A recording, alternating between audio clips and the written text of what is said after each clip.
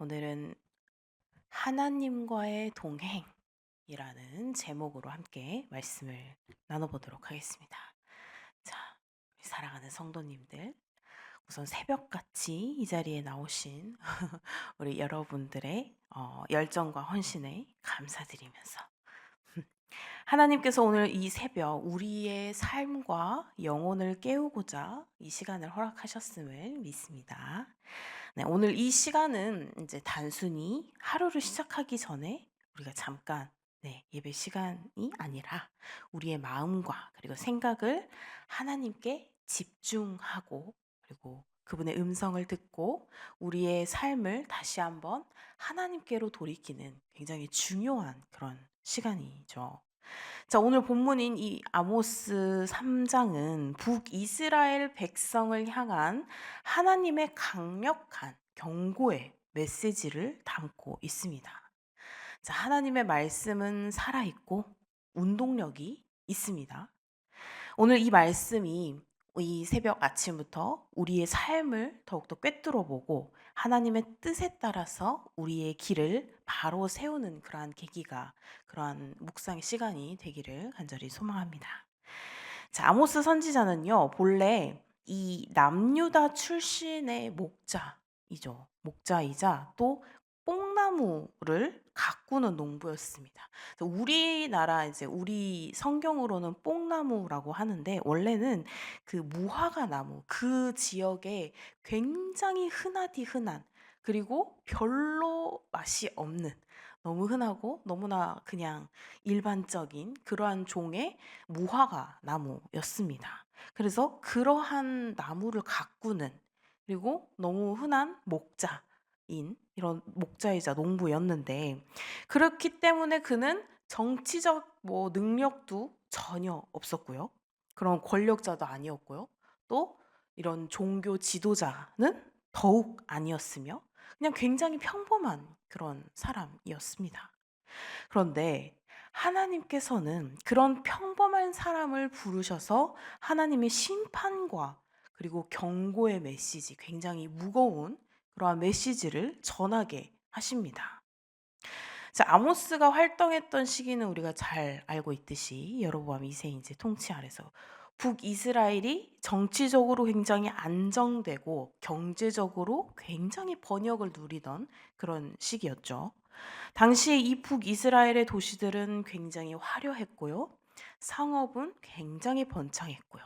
사람들이 겉으로 보기에는 정말 모두가 풍요롭고 안정되고 편안한 그러한 삶을 살고 있는 것처럼 보였습니다. 그러나 그 풍요와 안전과 그 편안은 하나님께서 원하시는 정의와 공의에 위해 세워진 것이 아니었음을 우리는 알고 있습니다. 자, 그래서 부유층은 굉장히 부유했죠. 그래서 가난한 사람들을 착취하는 상황이었고 또 부정직한 거래들, 그러니까 불법적인 거래들, 부패한 정치가 굉장히 만연했고요.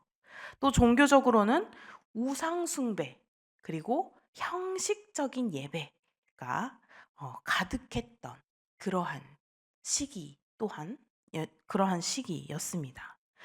그래서 그들은 하나님께 예배를 드린다고 하면서도 동시에 그들이 하나님께만 예배를 드리는 게 아니라 다른 산당에 가서 그러니까 우상 앞에 절을 하면서 자신들의 이런 번영과 안위와 지금 가지고 있는 이런 것들의 편안을 위해서 다른 신들을 또한 섬겼다는 겁니다.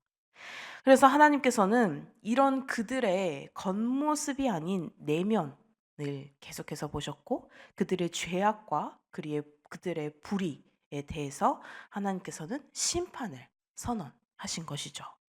자, 그래서 오늘 본문은 이렇게 시작을 합니다. 이스라엘 자손들아, 어, 내가 너희를 애굽 땅에서 인도하여 올린 그 모든 족속에게 대하여 말한 이 말을 들어라. 내 말을 좀 들어라.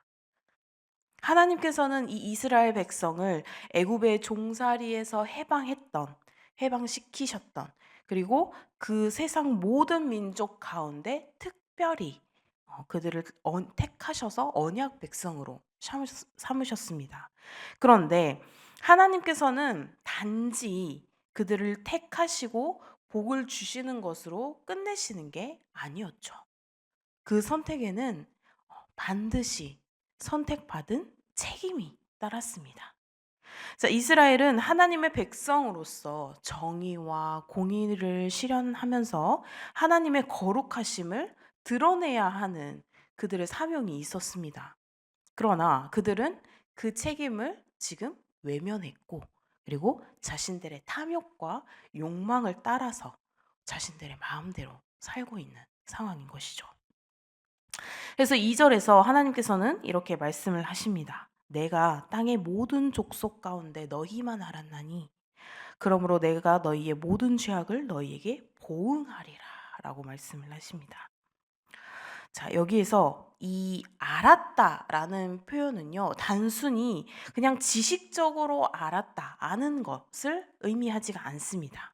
그것은 바로 사랑과 언약의 관계를 나타내고 있습니다. 하나님께서는 이 이스라엘을 특별히 아시고 특별히 사랑하셨으며, 그리고 그들과 언약을 맺으셨죠. 그러나 그들은 지금 그 사랑과 언약을 완전히 무시하고 하나님의 말씀에 불순종의 길을 걸었습니다. 하나님께서는 그들의 죄를 도저히 심판하지 않을 수 없는 상황까지 왔습니다. 그래서 하나님의 특별한 선택은 분명한 특권이에요. 그렇죠? 특권이지만 동시에 막중한 책임 또한 동반한다는 것을 잊지 말고 우리가 계속해서 명심해야 될 것입니다. 그래서 3절에서 아모스는 질문을 합니다. 3절에서 두 사람이 의합하지 못하고 어찌 동행하겠으며 라고 이야기를 하죠.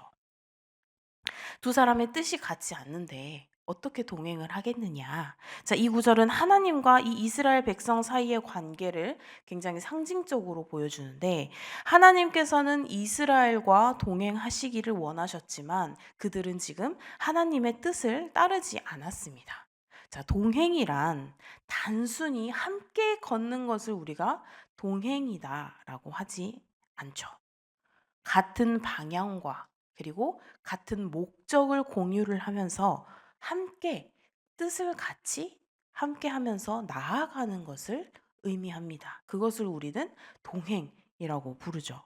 그러나 이 이스라엘은 그러한 하나님의 뜻을 함께 하는 것이 아니라, 하나님과 동행하는 것이 아니라, 하나님의 그 정의와 공의를 따르기보다는, 하나님과 동행하기보다는 자신의 욕심과 자신들의 그 불의를 따른 것입니다. 그 결과 하나님과의 동행은 깨어질 수밖에 없었습니다. 그래서 6절에서 8절까지는 하나님의 심판이 얼마나 분명하고 얼마나 확실하신지를 보여주고 있습니다. 사자가 부르짖는 소리가 있는데 누가 두려워하지 않겠으며, 그리고 주 여호와께서 말씀하신즉 누가 예언하지 아니하겠느냐. 이 구절에서는 하나님의 경고의 메시지가 단순히 협박이 아니라 이미 그들의 죄악의 심판에 이를 만큼 그들이 지금 죄를 지었다. 그만큼 차올랐다. 라는 것을 보여주고 있습니다. 사자가 부르짖는다라는 것은 먹잇감이 이미 지금 눈앞에 있다. 그러니까 으르렁거리고 그 앞에 있는 먹잇감을 놓치지 않기 위해서 달려들고 있다라는 것이죠. 즉, 지금 이 하나님의 심판이 이미 지금 문턱까지 왔다. 문턱까지 왔다라는 것을 의미하고 있습니다. 그래서 이 아모스 선지자는 하나님의 말씀을 듣고 그 말씀을 전하지 않을 수가 없었던 거죠. 하나님의 말씀은 너무나 분명하고 너무나 강력했기 때문에, 그리고 바로 지금 문턱 앞에까지, 내 코앞에까지, 이스라엘 백성들아 너희 지금 너희 코앞에까지 하나님의 말씀, 하나님의 경고가, 하나님의 심판이 임했어 라고 아모스 선지자가 계속해서 말을 하고 있습니다. 자, 오늘날 보면 우리에게도 하나님의 말씀은 계속해서 동일하게 선포가 되고 있습니다. 하나님의 말씀은요, 단순히 좋은 교훈이나 그냥 단순히 아름다운 이야기만은 아닙니다. 그것은 우리의 영혼을 흔들고 동시에 우리의 죄를 깨닫게 하면서 동시에 하나님께로 다시 돌이키도록 하는 놀라운 능력의 말씀입니다. 우리는 이렇게 하나님의 말씀을 듣고 그저 감탄하는데 그쳐서는 안 된다라는 것입니다. 말씀에 반응하고 그리고 그 말씀을 통해서 우리의 삶을 계속해서 변화시키는 그러한 결단이 필요하다는 것입니다. 자, 이 말씀을 통해서 우리의 삶에 이 말씀을 좀 적용을 해서 세 가지를 기억을 했으면 좋겠습니다. 먼저 우리는 하나님과의 관계를 점검해야 합니다. 하나님께서는 우리와 동행하기를 계속해서 원하십니다. 그리고 우리가 잘못했으면 그 잘못을 깨닫고 다시금 돌아오시기를 계속해서 우리에게 말씀하고 계시죠. 그렇지만 그분과 그렇게 동행하기 위해서는 우리가 그분의 뜻에 따라야 살아야 한다는 것입니다. 하나님께서 우리에게 말씀하신 바, 하나님의 그 뜻과 우리가 함께 하나님과 동행하는 삶을 살아야 한다는 것입니다. 그리고 두 번째로는 우리는 이런 하나님의 경고의 말씀에 굉장히 민감해야 한다는 것입니다. 하나님께서는 때로 우리의 삶 속에서 경고의 말씀을 보내주시기도 합니다. 그런 소리를 무시하지 말고 즉각적으로 우리가 회개하고 돌이키는 것이 중요합니다. 근데 때로는 우리가 듣지 못할 때도 있죠. 하나님께서 경고를 해주셨으나 우리가 그것이 하나님의 뜻인지 분별하지 못할 때가 가끔은 있습니다. 하지만 우리가 계속해서 그 하나님의 말씀을 듣고 하나님과 동행하는 삶을 살아간다면 그것이 하나님의 뜻인지를 분명하게 구별할 수 있는 그러한 능력을 하나님께서, 그러한 은혜를 하나님께서 허락해 주시니 우리 성도님께서 하나님과 동행하시는 그런 삶을 계속해서 살아가시기를 소망합니다. 그리고 세 번째로 마지막으로는 우리는 이런 하나님의 말씀을 전하는 사명을 기억해야 할 것입니다. 하나님께서 우리와 같이 이렇게 동행하십니다. 동행하시고 우리는 하나님의 말씀 속에서 우리가 회개하고 또한 그 말씀에 순종하며 살아가기를 원하죠. 그런 것들을 또한 우리뿐만이 아니라 하나님께서 주시는 하나님의 백성들을 위해서, 하나님의 나라를 위해서 우리가 우리의 사명, 우리의 특권이자 우리의 사명을 전하는, 그 사명을 성실히 수행하는 그러한 하나님의 귀한 일꾼들이 돼야 한다라는 것이죠. 이 아모스가 하나님의 말씀을 전하지 않을 수 없었던 것처럼 우리가 이렇게 받은 그런 진리의 말씀, 하나님의 말씀을 세상에 전해야 한다는 것입니다.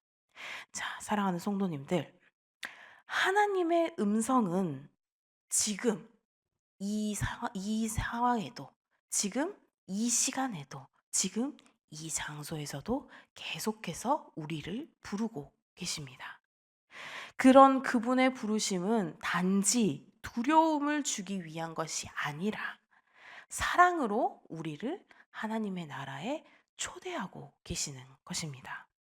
오늘 이 새벽 우리가 이 하나님의 음성에 귀를 기울이고 그리고 우리의 마음과 우리의 삶을 하나님과 동행하는 그런 하나님께로 돌이키는 그러한 하루가 되셨으면 좋겠습니다. 그래서 하나님과의 동행이 회복될 때 우리의 삶은 굉장히 참된 평안과 그리고 그런 기쁨으로 가득할 것입니다. 하나님께서 이끄시는 그 길을 따라서 살아가는 우리 모두가 되기를 간절히 소망하면서 오늘도 이런 주님의 은혜 가운데 오늘 하루 또한 거하시기를 주님의 이름으로 소망합니다. 기도하시겠습니다. 사랑과 은혜의 하나님 아버지, 오늘 들려주시는 이 말씀을 통해서 우리의 삶을 다시금 돌아보게 하시니 감사드립니다. 우리의 불순종과 불의를 회개하며 하나님과의 그 동행이 다시금 회복되길, 그래서 하나님과 동행하기를 간구합니다.